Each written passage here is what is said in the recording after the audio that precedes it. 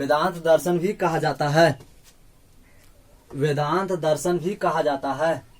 वेदांत दर्शन भी कहा जाता है। तो ये हो गया। तो सबसे पहले हम लोगों ने देखा कि यह पूरा कवर हम लोग कर लिए। उसके बाद देखिए कि ये आपका हो गया गौतम। ये आप योग दर्शन देख रहे हैं पतंजलि। तो पतंजलि आप जो प्रोडक्ट देख रहे हैं वो पतंजलि नहीं है। पतंजलि जो रामदेव बाबा वाला है तो रामदेव बाबा वाला पतंजलि नहीं है। ये पतंजलि एक क्या है, महापुरुष थे, है ना, जिन्होंने योग दर्शन का प्रतिपादक किया। इन्होंने बताया कि जो जो चीज आपको करना है तो आप माइंड को इस तरफ से सेटअप कीजिए, योगा कीजिए, उससे आपका जितने भी हो तो योग दर्शन यानी कि उसी पर आधारित, यानी उसके शिष्य के रूप में किसने माना, यानी कि रामदेव बाबा जो यादव कुल में जन्म लिया है, यानी आपका शायद मेरे ख्याल से हरियाणा जिला के निवासी है। तो यादव कुल में वो जन्म लिया रामदेव बाबा।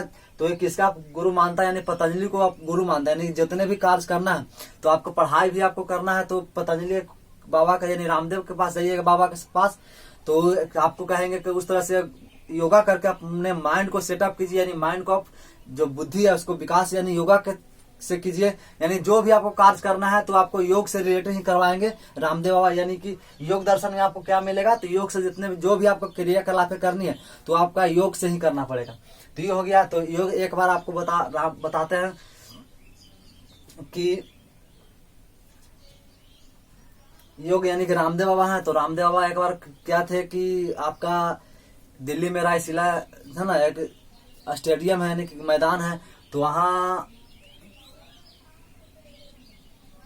साड़ी पहनकर भागे थे। क्या कारण से भागे थे तो अब हम बताएंगे तो आपका गलत बात हो, यानी कि आपको बता नहीं सकते हैं। लेकिन एक बार की बात है कि रामदेव बाबा उस मैदान में से साड़ी पहनकर भागे थे, है ना। इस तरह से पुलिस और प्रशासन से डर गए थे, अलग अलग अनर्गल बातें करते थे, है ना। यानी कि उस समय कांग्रेस का शायद सरकार था, कांग्रेस का ही सरकार था, तो यानी कि वो भागे थे। तो ये आपका हो गया। अब उसके बाद कुछ प्रश्न है जिसको हम लोग कवर कर लेंगे। तो देखिए वैशेषिक दर्शन में क्या है, किसके प्रतिपादक कनाद मुनि, और एक किसे, यानी कि जितने भी पदार्थ है, यानी जितने भी छोटे धरती पर पृथ्वी पर जितने भी छोटे चीजें हैं उसके सभी का निर्माण छोटे छोटे कणों से मिलकर बना है। तो परमाणु यानी कि कनाद मुनि ने, तो आज आप देख रहे हैं परमाणु, अणु और आयनिज्म का आप देख रहे हैं। तो आप सोचिए कि यानी कि उत्तर वैदिक काल में भी कनाद मुनि ने बताया था कि परमाणु एक छोटे छोटे कणों से मिलकर बना है। यानी कि दुनिया की जितने भी चीजें सब चीजें छोटे छोटे कणों से मिलकर बना। आज वैज्ञानिक है जो सोच रहा है कि हमने परमाणु का खोज कर दिया, हमने न्यूट्रॉन का खोज दिया, हमने प्रोटॉन का खोज कर दिया, हमने ये चीज खोज दिया। लेकिन हम लोगों का जो इतिहासकार है, यानी कि हम लोगों का जो वंशज है, यानी भारतीय वंशज क्या है, कनाद, जो आज नहीं यानी कि ईसवी शताब्दी यानी कि ईसा वर्ष ईसवी पूर्व से पहले, यानी कि बहुत वर्ष, यानी कि लगभग 1000 ईस्वी पूर्व से 600 ईस्वी पूर्व के बीच में कनाद मुनि ने अपना वैशेषिक दर्शन का ज्ञान दिया, यानी वैशेषिक फिलॉसफी दिया, जिन्होंने कहा कि कोई का पदार्थ, दुनिया का कोई भी पदार्थ छोटे छोटे कणों से मिलकर बना है। तो ये था आपका उत्तर वैदिक काल का धार्मिक जीवन जिसको हम लोगों ने कवर किया। और उसके बाद हम लोग कुछ प्रश्न को हम लोग देखेंगे। तो एक और डैश देके लिख लीजिएगा। सर्वप्रथम परमाणु शब्द का नाम, सर्वप्रथम परमाणु शब्द का नामकरण किसने किया, तो कनाद मुनि ने किया। तो डैश देके लिखिए सर्वप्रथम परमाणु शब्द का नामकरण किसने दिया, तो ये आपका हो गया कनाद मुनि ने दिया। तो ये हो गया। अब उसके बाद कुछ प्रश्न है जिसको हम लोग कवर करेंगे। तो आप इसको हम लोग क्लास को जैसा बताइए, कमेंट में बताइए क्लास हम लोग क्वेश्चन इस पर करवाएं बेस्ट, या फिर अगले क्लास में इस पर बेस्ट क्वेश्चन को हम लोग करेंगे।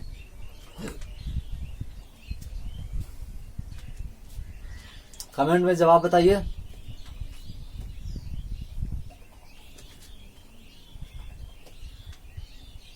चलिए हम लोग इसी में हम लोग चार प्रश्न है जिसको हम लोग सोल्व कर लेते हैं। वो पहला आपका हो गया तर्कशास्त्र। तर्कशास्त्र का यानी कि तर्कशास्त्र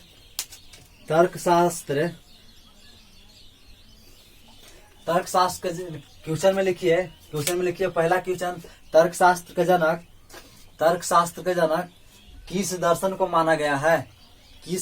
माना गया है, ऑप्शन में आपका पहला हो गया सांख्य दर्शन, पहला ऑप्शन सांख्य दर्शन, दूसरा आपका हो गया न्याय दर्शन, तीसरा हो गया आपका वैशेषिक दर्शन, और चौथा हो गया आपका योग दर्शन, और पांचवा में लिखिए एक से अधिक या इनमें से कोई नहीं, एक से अधिक या इनमें से कोई नहीं। तो आप कमेंट में इसका जवाब बताइए। आप पढ़ें अभी आप क्षण दर्शन पढ़ें कि